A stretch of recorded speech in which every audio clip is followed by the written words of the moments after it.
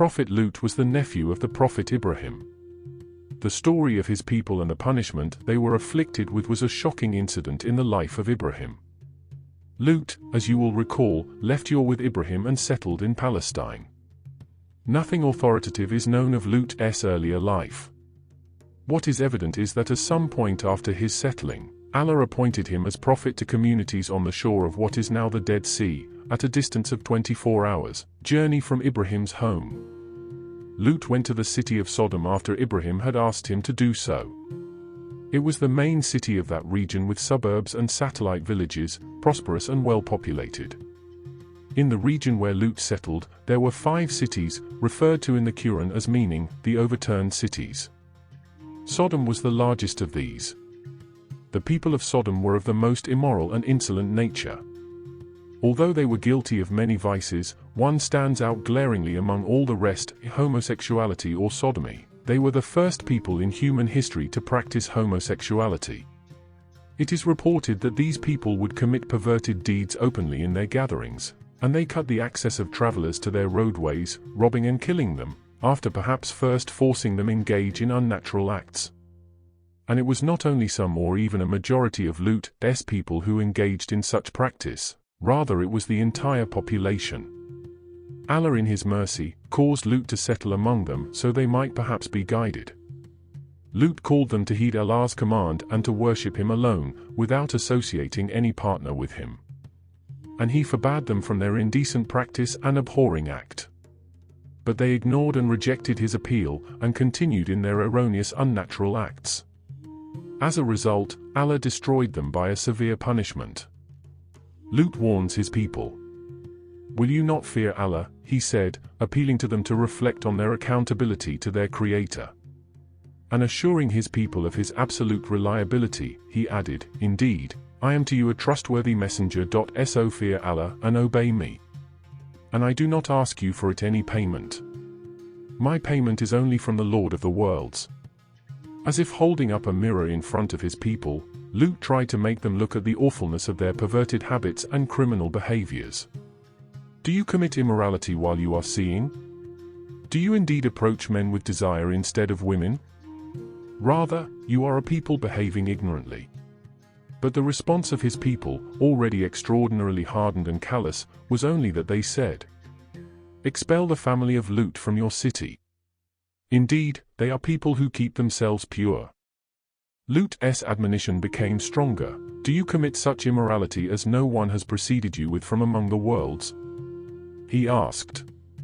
The people simply replied with the same words as before, asking to drive Lut and his family out.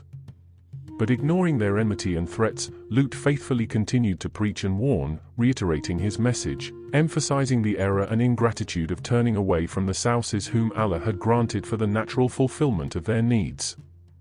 Continuing to preach despite his people's hostility and threats, he then enumerated the entire catalogue of their misdeeds, saying, "Indeed, you commit such immorality as no one has preceded you with from among the worlds. Indeed, you approach men and obstruct the road and commit in your meetings every evil." And the answer of his people was not but they said, "Bring us the punishment of Allah, if you should be of the truthful." It is said that the people would openly engage in homosexual acts in their assemblies without anyone's objecting to it, as it was generally accepted practice. Shaitan was amongst them, and as is his way, he made their actions appear fair and wholesome. They would spout obscenities in their gatherings, and pass wind and laugh at it. They relished cock, pigeon, and goat fights. It is also said that they used to mock passers-by, throwing rocks and whistling at them, and they walked about naked. Steeped in sin, they were deaf to all of Lut's admonitions. Thus, the answer of his people was not but they said, "Bring us the punishment of Allah, if you should be of the truthful." "My Lord," Lut prayed, "support me against the corrupting people." In the entire region, there was only one household of righteous people, and that was his own. And although his 2 daughters were believers, his wife, who is said to have been a Sodomite, was connected to the people of the area, and her loyalty was with them. The angel's visit to Ibrahim. Lut's story is inextricably interwoven with Ibrahim's. We return now to the Quranic narrative concerning the angel's visit to Ibrahim. You may recall the mistrust Ibrahim felt when he saw that his visitors did not touch the food he had set before them, and his saying to them openly, "Indeed, we are fearful of you." Then they reassured him, saying, "Fear not. We have been sent to the people of Lut." And they made known to him that they were angels, sent by Allah. The angels' errand to Lut's people was then temporarily put aside, while they gave Ibrahim and Sarah the tidings of the son who was to be born to them, Ishaq. But once the matter had been addressed, Ibrahim, who knew well that angels do not visit human beings except for some very serious purpose, returned to the subject of Lut's people. The aged prophet asked the reason of their visit besides giving him and his wife glad tidings of a son. The angels then made their errand clear to Ibrahim. "Indeed, we have been sent to a people of criminals, to send down upon them stones of clay, marked in the presence of your Lord for the transgressors. Except the family of Lut, indeed, we will save them all except his wife. Allah decreed that she is of those who remain behind." The angels reiterated that they would destroy the entire people of that city. "Indeed, within it is Lut," Ibrahim exclaimed in alarm. They said, "We are more knowing of who is within it. We will surely save him and his family, except his wife. She is to be of those who remain behind." But even then Ibrahim did not remain silent. And when the fright had left Ibrahim and the good tidings had reached him, he began to argue with us concerning the people of Lut. The divine author of the Holy Book then adds, almost as if Ibrahim's appealing for such sinful and criminal people required an explanation. Indeed, Ibrahim was forbearing, grieving and, frequently, returning to Allah. When Ibrahim pleaded with the angels, they rebuked him gently. "O Ibrahim, give up this plea. Indeed, the command of your Lord has come, and indeed, there will reach them a punishment that cannot be repelled." Ibrahim continued to plead until the angels told him that if there were 5 people in Lut's city who prayed, the punishment would be averted from them. The angels arrive in Sodom. The 3 angels is said to have been Jibrail, Mikael and Israfil, then arrived at the outskirts of Lut's town in the form of very handsome human beings. When Lut heard of the strangers, he felt distressed and wondered how he could convince them to bypass the towns of Sodom and continue on their travels. He tried to make them understand the nature of the townspeople, but only succeeded in convincing the messengers to wait for nightfall before entering the town. He brought them to his house secretly so that no one but his family knew that they were there. However, his wife went out to inform her people, saying, "In Lut's house there are men whose like I have never seen, nor have I ever seen such handsome faces.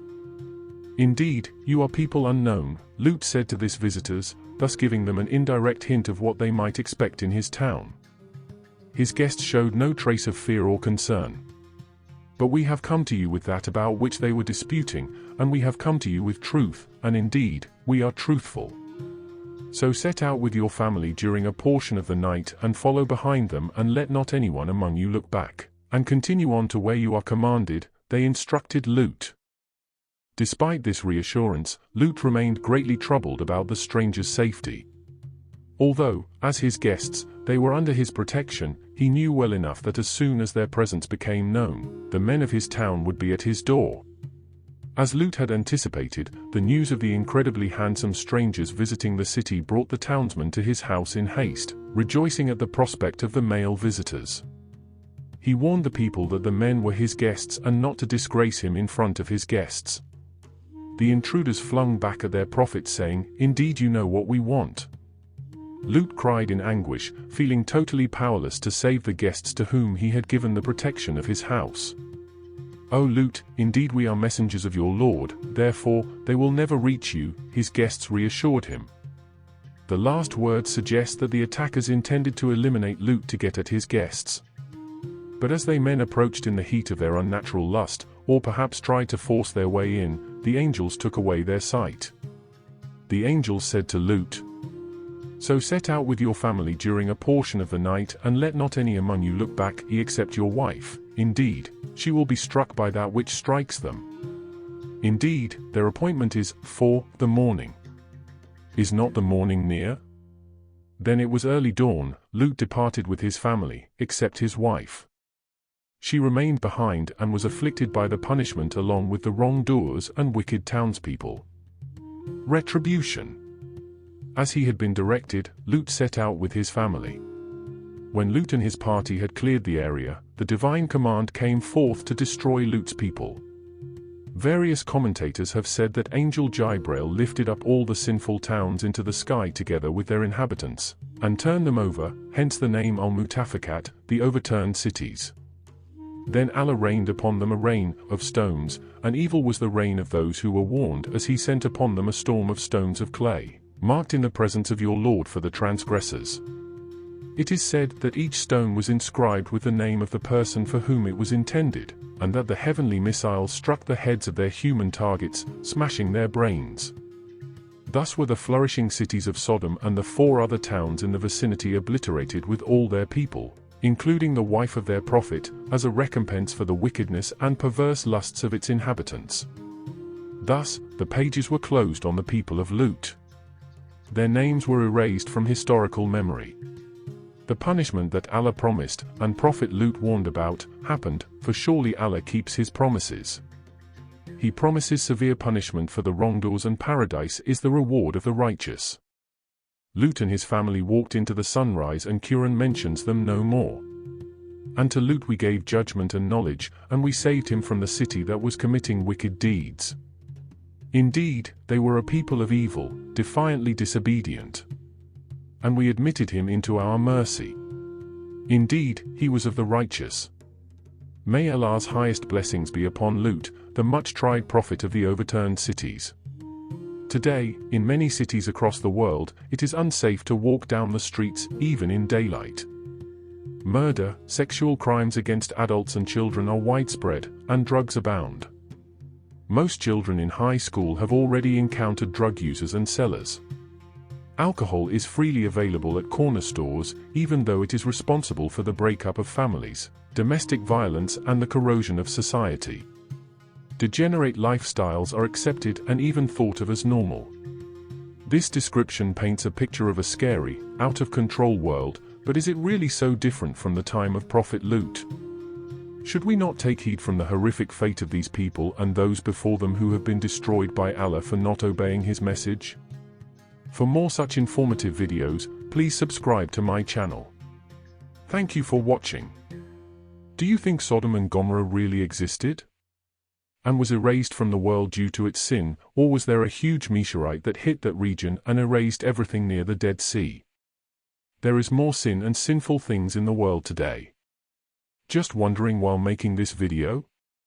Let me know what you think.